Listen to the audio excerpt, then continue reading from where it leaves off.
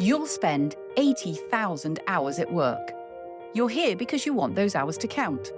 Hi, I'm Zoe Schofield. And I'm Erica Sosna. A warm welcome to the Career Equation podcast.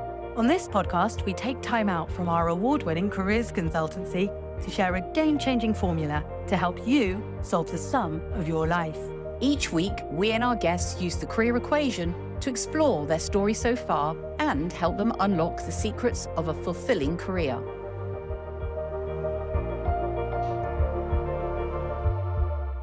Hello. Hello. It's very nice to be in person, isn't Oh, I it? love being in person. I can So actually just touch you. give us a little poke. Here we are. Very warm welcome, everyone, to a new episode of the Career Equation podcast, where Zoe and I present an opportunity to solve the sum of your life using the career equation. And today we're on about career philosophy. Absolutely. Yeah. Don't worry, you don't need to have studied Descartes or anything like that to know what we're talking about. We really just mean, do you as an individual or as an organization have a way of thinking about your career that's clear and useful and that others can get hold of and run with? And in our time with various organizations, we've seen the full spectrum, haven't we? Oh gosh. Yeah. Some organizations quite sophisticated. Mhm. So, like, even on their careers presentation to the public, they will say, we know we might not have you forever, but this is what we want you to get out of your career and what we want you to experience. And at the other end, it might be very much merged into conversations about performance, conversations about talent, and not really have any distinct point of view in relation to career. Yeah, absolutely. There's such a broad spectrum, and we'll talk to you today about why we think the career equation can really sit into that career philosophy, whatever type of organization you run. Yeah. And however big or small. And we're going to start by just telling you a little bit about our philosophy, just one key idea. And over the next few months, we'll unravel that further. But probably the most integral idea in our philosophy is that a career is a series of choices where you explore how to align your gifts, what you're good at, with how you spend your time and how you make money. A career is a series of choices where we explore how to align my gifts with how I spend my time and make money. And notice what's missing here. We don't say anything about progression. We don't say anything about career pathing. We don't say anything about senior XYZ in your profession. And that's really because the 21st century world of work just doesn't work that way anymore. Many of you will have given up on trying to have a career path that's repeatable and replicable and works for everyone. One size really doesn't fit all. And as individuals, we need to be able to deal with the overwhelm of choices, the proliferation of jobs, the death of the job for life, and have some agility and aptitude to be able to make good decisions at the right time to really suit you. So, we're going to talk a little bit about this philosophy and how it might work and serve you. The first thing is, why would you bother with a philosophy? What does it give the individuals that we work with in terms of understanding what a career actually is and why that's useful? I think from an individual perspective, for me, accepting that a career is a series of choices really takes away the pressure from needing that choice that you make next to be absolutely perfect. I think it's sort of relieves this burden and you accept that the decision isn't for life. So it doesn't matter if it isn't perfect. But what we want through the career equation is that you're making those choices and decisions with a little bit more clarity about who you are inside Mm. to bring out in the world. And that's important as well, because if you don't have a criteria by which to make those choices, then it becomes very easy to make the wrong choice, to fall into something that's really not right for you, or to feel overwhelmed and so scared of making this perfect choice that instead you stay where you are and you're unhappy. But that's better than the unknown because I don't know how to decide and I feel overwhelmed. Yes. And reiterating this idea that you are continually course correcting through your career. It doesn't, making a new choice isn't necessarily because you're majorly off course. Mm, There might be all kinds of opportunities you need to mm, consider, and you can only have one of them, and that will be a choice point. But it could equally be, I know something is not right, and I need to find the way to course correct yeah. it. But the interesting thing about course correction is we tend to go, oh, that means failure. Oh, that means I didn't choose the right thing. But if you think about ballerina sort of standing on their one leg, that she's constantly adjusting, Yeah. making micro adjustments in order to stand gracefully. So it isn't that she's completely static. She Mm, is constantly delicately adjusting to achieve the things she wants to achieve. And the same is true with that analogy about flying from London to New York. Plane flying from London to New York is almost always slightly off course. mm, And the pilot's job is to course correct. absolutely. But the plane generally lands on Mm, time bar there being no major reasons not to. And the same is true with a career. The more that you can be clear about where you want to go and build a plan around that, the more you know what you want to experience, the easier it is to make those adjustments and make those Yeah. choices. And I think much easier then to make that first step, to start that journey, knowing that it's fine. I've got an idea of where my destiny is based on what I know now, but I just need to do this first bit. Mhm. And then I might think and I might change and things might happen where I might want to make a slight adjustment to where I'm heading. But the ability to just start is so important rather than Yes. that freeze position of either Overwhelmed. going off in a completely wrong direction, and not having a destination in your sat nav is not going to help you. So yeah, there's this idea of just starting, but with insight about yourself and a criteria by which to make those decisions. And probably because our philosophy is informed a lot by agile, there's also this thing in agile project management where you're just sprinting. So you make one choice and you sprint to a short destination. At the end of that destination, you've got more information to make a further and more detailed plan. Yeah. So it's also understanding that just by taking action, by making a choice, you're always going to learn something. It's always going to be interesting, valuable, useful, even if you feel like it is not the correct Yeah. choice. But of course, the intention of the equation is to support you to make those decisions as intentionally as possible, Mm. personalized to your own criteria. Yeah. And if you're a company, this is particularly useful because those standard career paths are largely redundant. And even if they are available, that might not be the way that I want to travel. So, really being able to have a toolkit to quickly personalize and capitalize on what someone is gifted with and where they want to spend time allows you to work alongside and collaborate with your people to design a personalized career path that's going to excite and energize them Absolutely. to stay with you. Yeah. And I think also that those conversations that really explore what really matters to someone and the equation helping them to do that really does show the employee, the individual, that you're recognizing them as an individual talent and not just a member of the team. And the Yeah. team is all sales. So surely everyone likes the same kind of things. It really sees them as an individual and then helps them to navigate the options and choices in the firm that are good choices for them. Yeah, absolutely. And we'll recap at the end a little bit about what that agenda might take, Mm, whether you're doing an individual self reflection or whether you're doing it in partnership with somebody that you are leading, managing, or mentoring. But let's start with a little bit of kind of practical examples because it's nice to always look back on the episodes and see what we can definitely. read and understand. Let's start with Annalise and the kind of choices she was making, how she made them. Yeah, I think what really came through for me when I was chatting to Annalise, do drop in to watch it because it's a fabulous one for a complete career change, swapping from corporate to an adventure in France and running gîtes and doing up a wonderful mansion. So a complete swap. And what was really came through for me is Annalise spoke about this huge change that she made and that somebody had said to her, "Oh my gosh, you should have done this years ago." Hmm. And she said, "But I wasn't ready years ago." And I think that's a really important lesson for us all to not look back with regret about choices that we've made before because we were different when we made those choices. Hmm. We always ask people just, is there something you would like to see different? Is there something that you didn't like? And you don't have to change it all on the spot, but you can take it with you and say, okay, is that for us? Is that something that we want to change? So I still think that really helps us, but also being curious, right? And I mentioned, I think in the beginning, I try to learn something every day, being curious of what's out there and how you can make it a change, or if you can make a change for the better, why wouldn't you do it? I feel so energetic at the moment because of that freedom and not being stuck in that corporate world, which I loved for a long time. And I think people say, right, we needed to done this 10 years ago. But 10 years ago, I wasn't ready for this step. It's what you mentioned earlier. You grow into stuff and you're going to appreciate different things. If you're 20, you want to make a career, lots of money, big cars, whatever. And when you're getting older, you think that's not what is important. It's about people. It's about being loved. It's about exploring. It's about finding yourself. I think doing that on a daily basis is still discovering stuff about yourself, but also bringing it across to others because we are here on this world for a short period of time. So what's your purpose on earth? for Annalise, it was really important not to look back and regret previous choices and to recognize how she'd grown over those years, which enabled her to make the choice at this particular point. And that those earlier choices were made based on what she knew at that point about herself. And that helped her ultimately with the decision to do something completely different. Yeah. So not regretting previous choices is a really important pickup for me.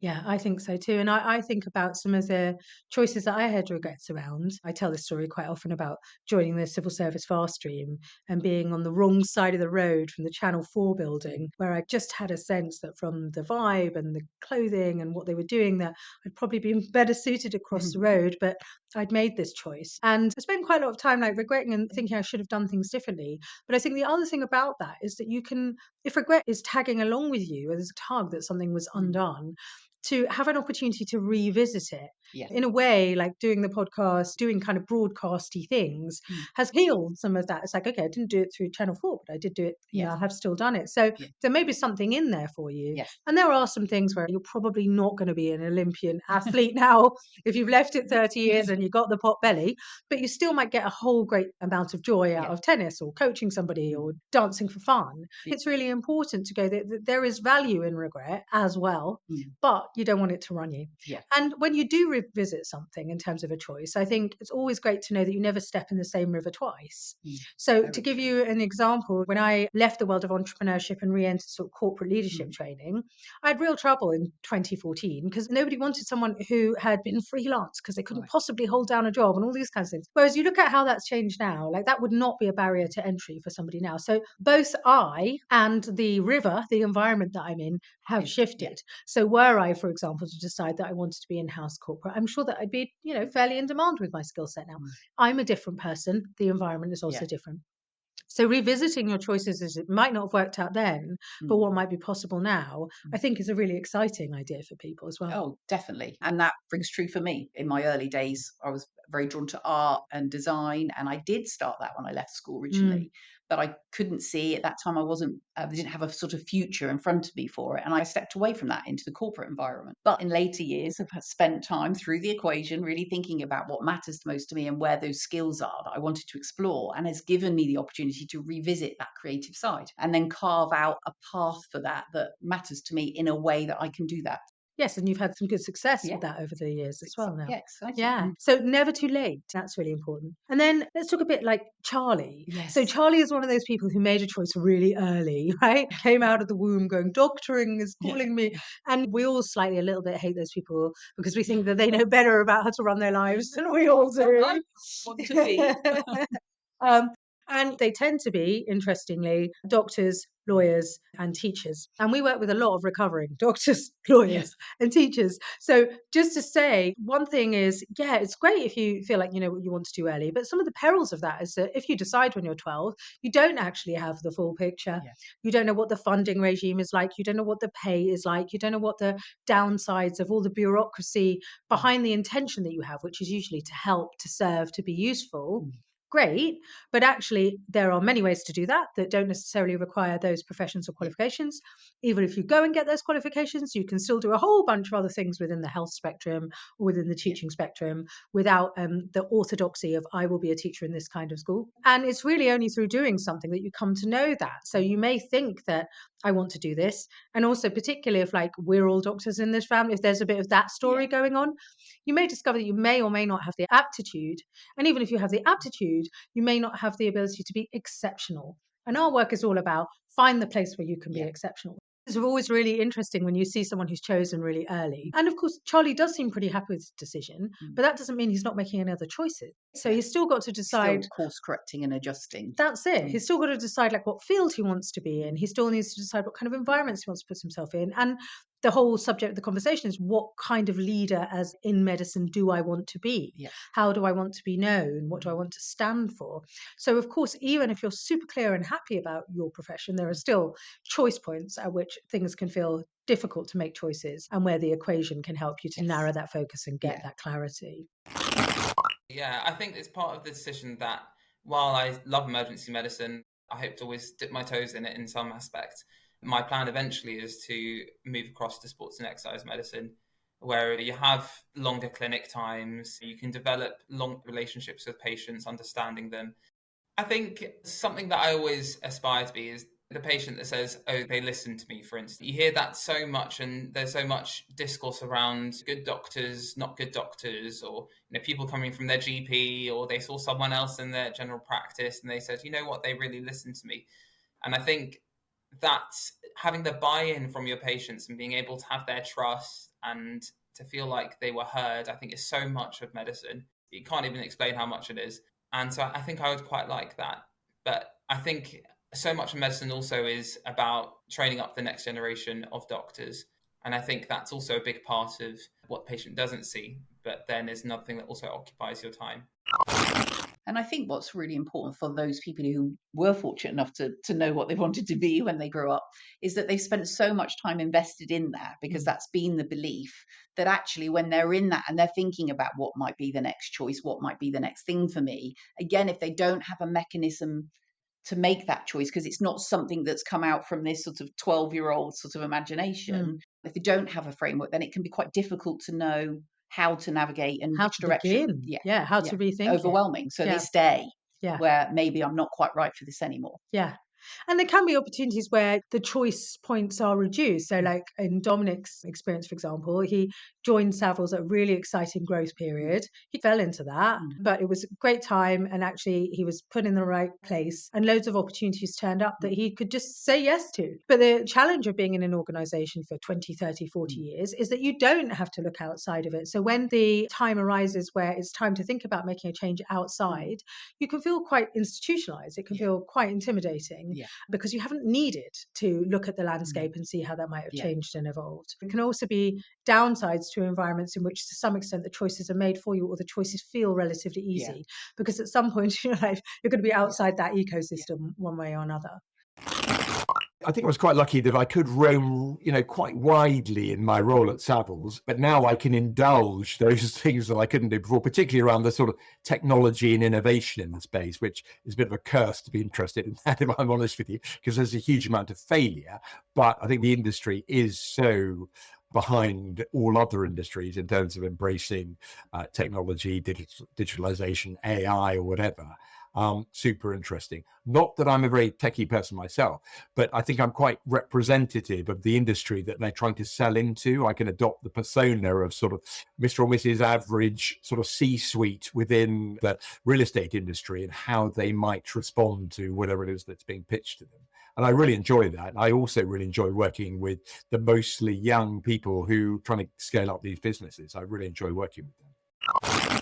And I think that kind of leads nicely on to a couple of points really around fear and anxiety. Because if you're at a stage in your career, maybe you're in an organization that you've loved and it's been a joy, but you know that you've got to make a new decision because you want to step into a new adventure, then it can be really frightening because you're in fear of, what if I don't love it as much as what I've had? Yeah. And that can be presented, that fear and anxiety can come through your own personal choice to want to do something different. Yeah. Or organizationally, you're being pushed through, could be redundancy or those kinds of situations where Mergers I and have, just change. I've got to make a choice and I'm fearing it because I've actually loved it here. Yeah. And so what, I'm scared of making the wrong decision. Yeah, for sure. And lastly, I mean, looking at Jilly. So Jilly is someone who's always played with form. We had that moment where she was about to go and do languages, realized maybe it wasn't for her.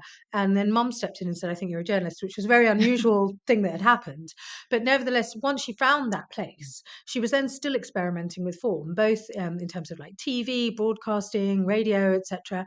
But then as a freelancer, writing books, writing articles, flexing around the kids, then becoming a podcaster. Yeah. And so I think she's a really nice demonstration of what the equation facilitates, which is once you know what you're good at, what you love, what matters to you, and the environments in which you do well, then you've still got lots of space to play with how might this express itself in the most enjoyable way or the most suitable way for where I am in my life stage right now. Yeah. And I think that then gives you the ability to practice and play in other areas and get what you need from that practice and play and then try something new. But like you say, you're still honing in on the skill set, your strengths and your talents, what you're passionate about. But you then, the impact becomes slightly different because you're trying it in different forms, doesn't it? Yes. On occasion. Yeah, chance to play. Yeah. And we often use this analogy as well of the kind of the tightrope that we imagine our clients walking this quite fine tightrope with lots of wibble wobbles, really about this remarkability. How do you stay in tune with what's right for you? And whilst the fundamentals of your character and personality are likely, and the strengths are likely to stay strengths, there may be all sorts of environmental factors in your life or different sets of priorities around your values and impact that mean that you want to make some adjustments, some course corrections, some shape shifting, which is not necessarily backwards or falling off the tightrope. That's really important for people to get. So let's think about what we can give you. So if you are in an organization or you are managing a team and you want to help people to really personalize and zone in on what they want out of their career, what are the 4 questions you should be asking them?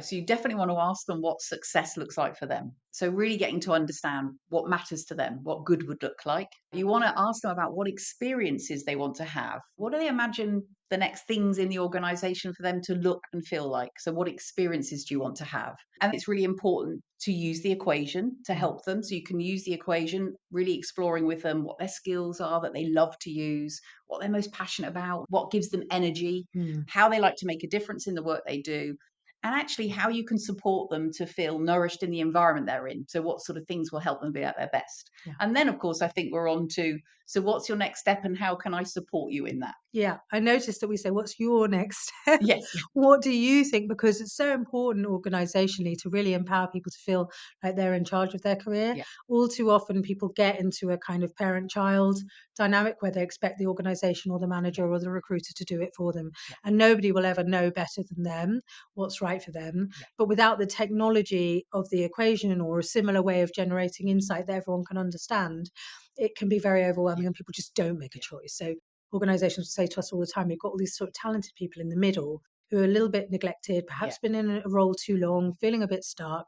And we need some way to really get in touch with and reignite for them what it is that's special about them and the value they can bring to the organization. And take the pressure off the manager feeling like they have to have the answers because it isn't their career. Yeah. Your role there is to listen to what they say through that conversation. And of course, with your network and understanding of an organization, be able to support them, be realistic about some of the things that they may want and desire, but to support them in the next step that they can take towards those experiences that they want to have. Yeah. And be generous with that. It might be an introduction, it might be a stretch project, it might be going to a conference, a network, an event. So it's your job to nurture that, but it's not your job to solve that for them. And I think that's so important because the more, and this applies to individuals as well, when we're thinking about your careers, the more powerful, the more empowered we feel about anything in our life, the more agency we have and the more proactive we'll be. The more that we allow ourselves to feel I've got no power, this is something that is done to me, I have to just wait for whoever it is from above to tap me on the shoulder, the less energized, the less proactive we're going to be. So you really want to push that power in their direction with your encouragement and support and nurture.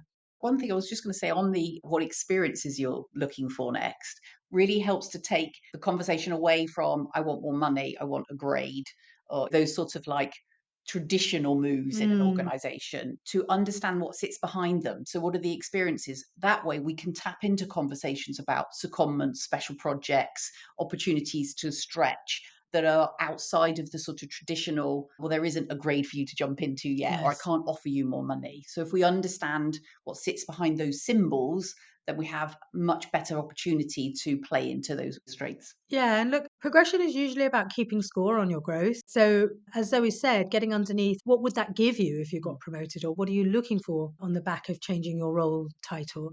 And probably underneath that is I want to feel like I'm moving forward. I want to feel like I'm evolving. And it may well be possible for you to give them that experience, even if you have got a headcount freeze or a pay freeze or whatever else is going on.